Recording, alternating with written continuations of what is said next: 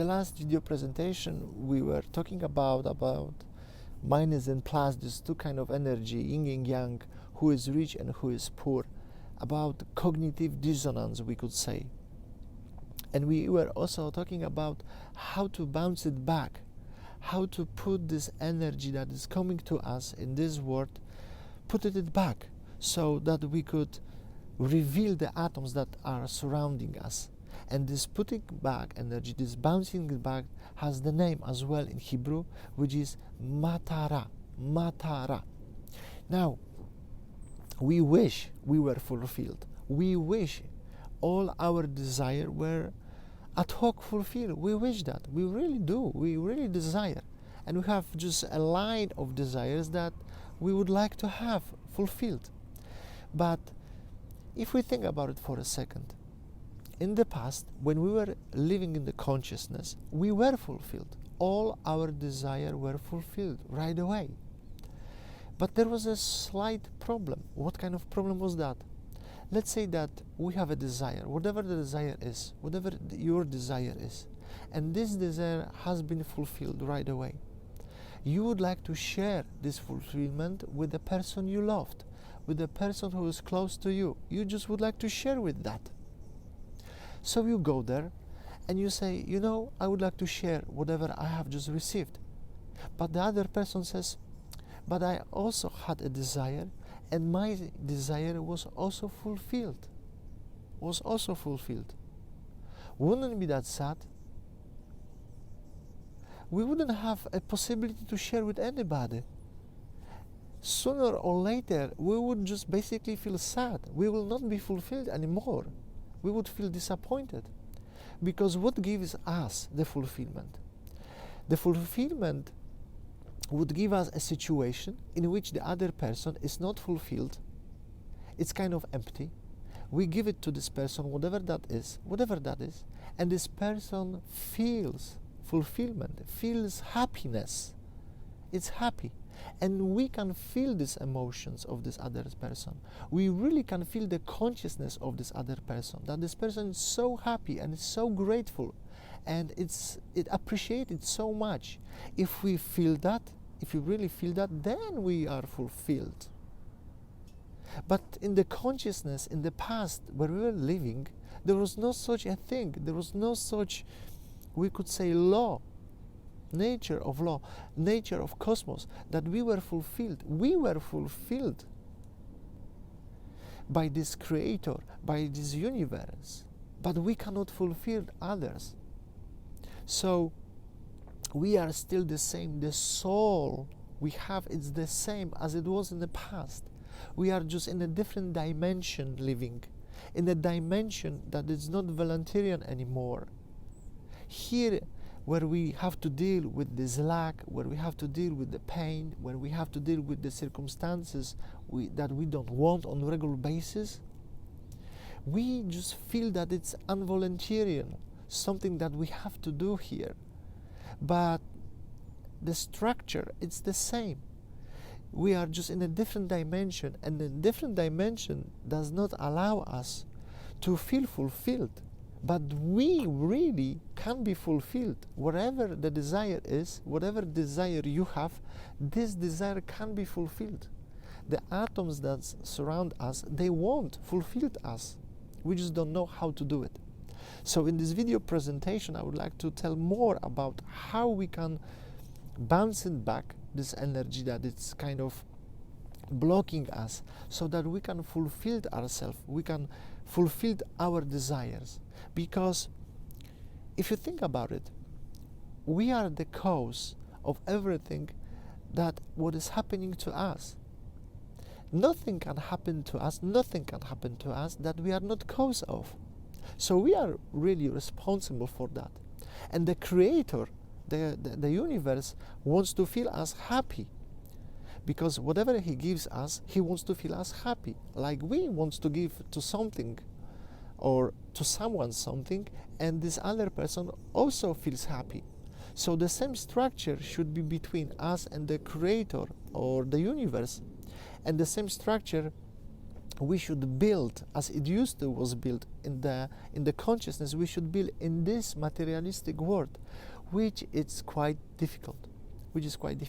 But let's get back and talk about how to connect this plus and minus, how to connect these two opposite energies, so that when we do that and when it's created balance between them, we can annul, we can just change our karma. We can change whatever is going to happen in the future. We can change all the film of our life. We can change. But before so, you have someone who is close to you. It could be a friend, it could be a person who you love, could be someone from your family, someone close to you. And we know that regardless what we give to each other as a gift, or you give to this person, the relationship should be still the same. So let's say you give a bottle of wine and the other person gives it to you a tie or flowers, whatever that is. The relationship still should be the same. The level of love should be still the same, right? But what would happen if your friend gave it to you, let's say a new Porsche, a new car, a new Mercedes, and you give it back to this person, a bottle of wine? How would you feel then? Would you feel exactly the same? Would you feel how difficult that might be? And this relationship, this balance of love, and this balance of relationship between these two people, between these two friends, has also a name in Hebrew, and it's called matanot. Matanot. So we have in our consciousness this kind of relationship we would love to have, because we want to have friends who love us and who we love them.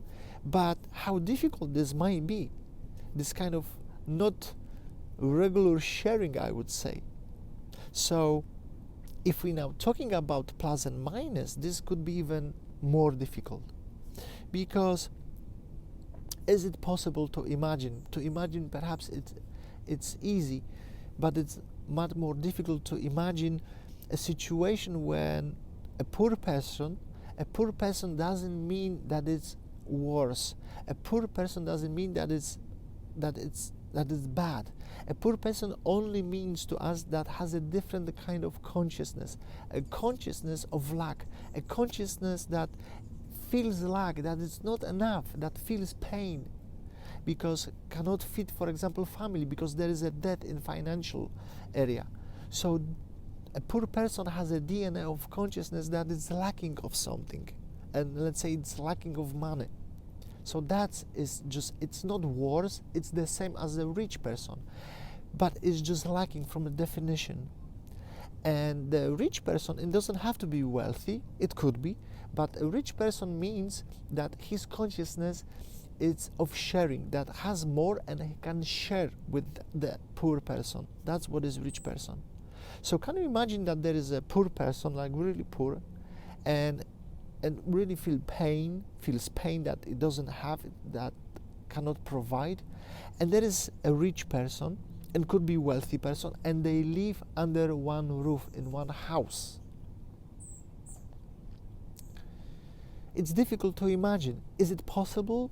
It is, but it's so difficult, right? So it's the same as if you were going on the street and you want to give some money, and the person is asking you, can you give me some money for life? And we give it 10 or 20 or 30 or $50, whatever that is, and the person still feels it's not enough, you know?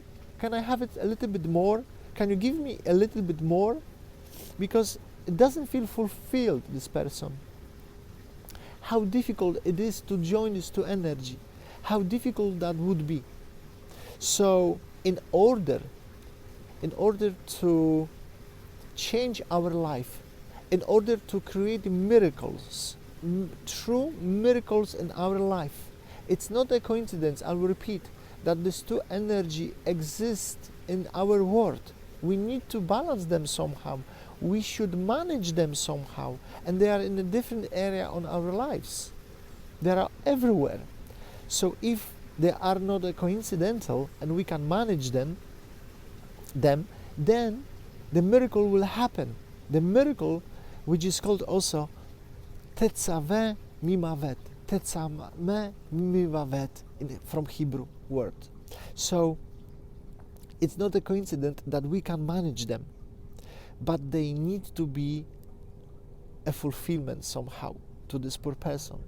So if the poor person can accept the gift from the rich person, can accept the money, put it into the pocket, and is not interested how much money was that, it's not interested at all how much was that, then on the top of that, he knows that the rich person needs this poor person, needs it, because the rich person also has a list of problems in life. Maybe has money, maybe it's fulfilled in this area, but has also a lot of challenges in lives, and also would like to change his karma, right? So if the poor person accept from this person who has, and it doesn't pay attention because it doesn't feel lack, and is not interested in how much food he got, how much money gets, it at all, it's not interested in that, because knows that it's important for this rich person. It's important that the poor person, it's here, it has purpose in this world to help the rich person. Then the miracle will happen, because you see, we join these two energy. So the poor person, we can say, is even more important than the rich. It's even more important, because without this poor person, the rich person cannot be fulfilled, cannot be fulfilled in a way he doesn't know how to cope with his life in any areas of this person's life.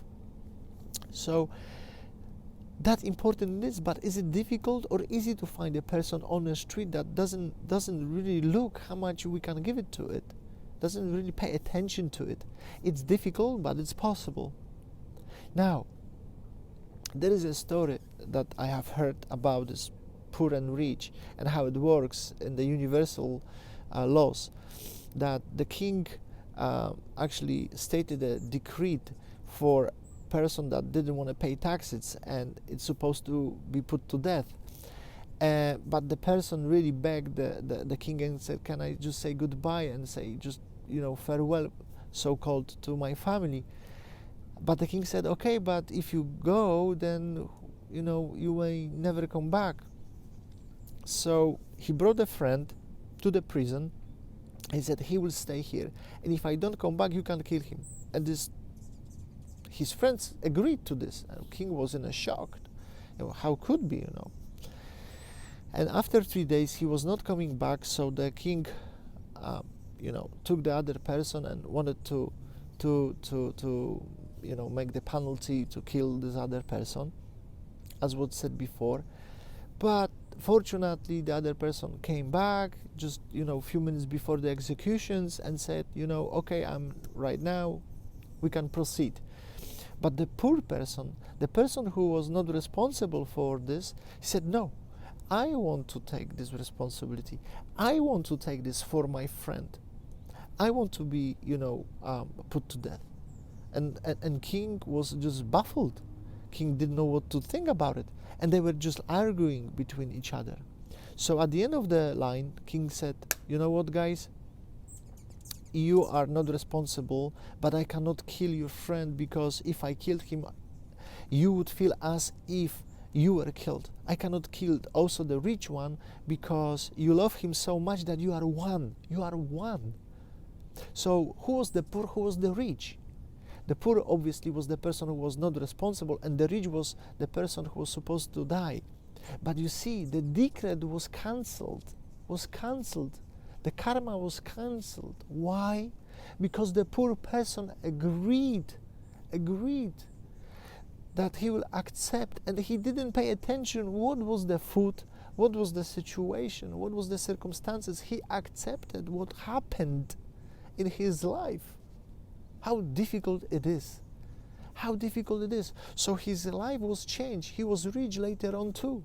And the rich person was also, he had issue. He was supposed to die. But the karma was cancelled too. So both of them actually the both of them, and the rich and the poor, change their life. So the poor person who doesn't pay attention how much he actually received, his life will be changed too. So, to sum up, who is the poor and who is the rich? The poor person, well, in some situation we are, in some situation we are rich, but really the poor person we are. And the rich person, who is the rich person? The Creator, the universe. And the universe gives us every day situation, circumstances, people put in front of us. The question is, do we look at them? Do we pay attention? What do we get? Do we pay attention what we receive? Do we?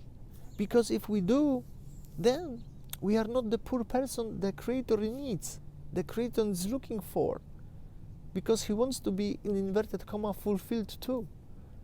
He needs a poor person who would not pay attention what is receiving. And if we are like that, if we don't pay attention, but it's so hard, because most of the time, whatever we receive, it's kind of, we don't want to agree with. But if we do, if we really take it and don't pay attention what it is, put into the pocket and don't pay attention what it is, then it's the proper way to create the miracle, to reveal the atoms. That's the way. That is one of the most powerful way we can do in our life. So it's very difficult to deal with our emotions. It's very difficult to deal with whatever is happening in our life. But if we learn how to do it, then miracles will happen. Miracles will happen. And more about it in the next video presentation.